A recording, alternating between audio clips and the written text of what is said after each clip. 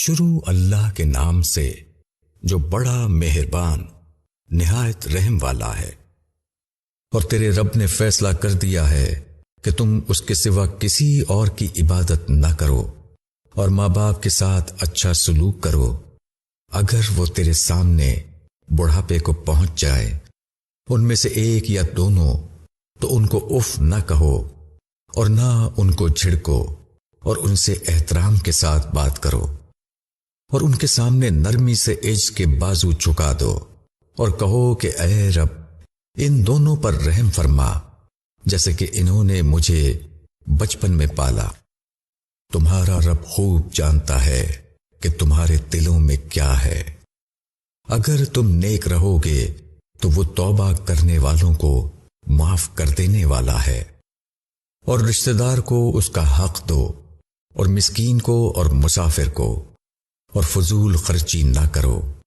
بے شک فضول خرچی کرنے والے شیطان کے بھائی ہیں، اور شیطان اپنے رب کا بڑا ناشکرا ہے۔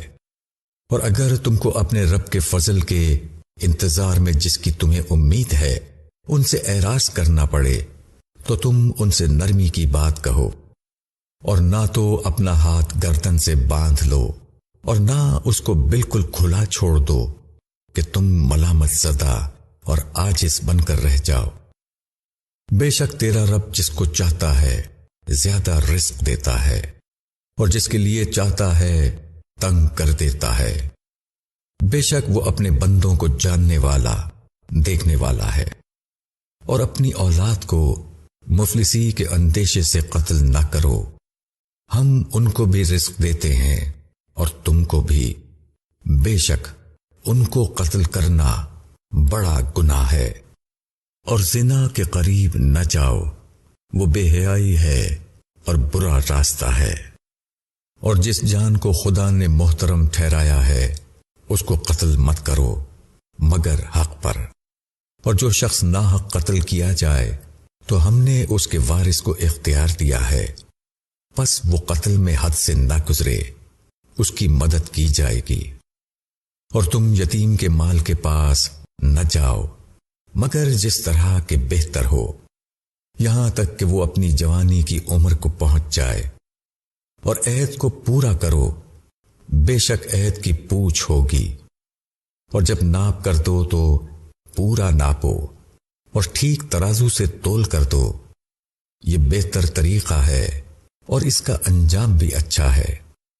اور ایسی چیز کے پیچھے نہ لگو جس کی تم کو خبر نہیں۔ بے شک کان اور آنکھ اور دل سب کی آدمی سے پوچھ ہوگی۔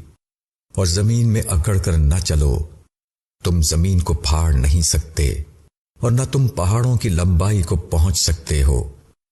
یہ سارے برے کام تیرے رب کے نزدیک ناپسندیدہ ہیں۔ یہ وہ باتیں ہیں جو تمہارے رب نے حکمت سے تمہاری طرف وحی کی ہے۔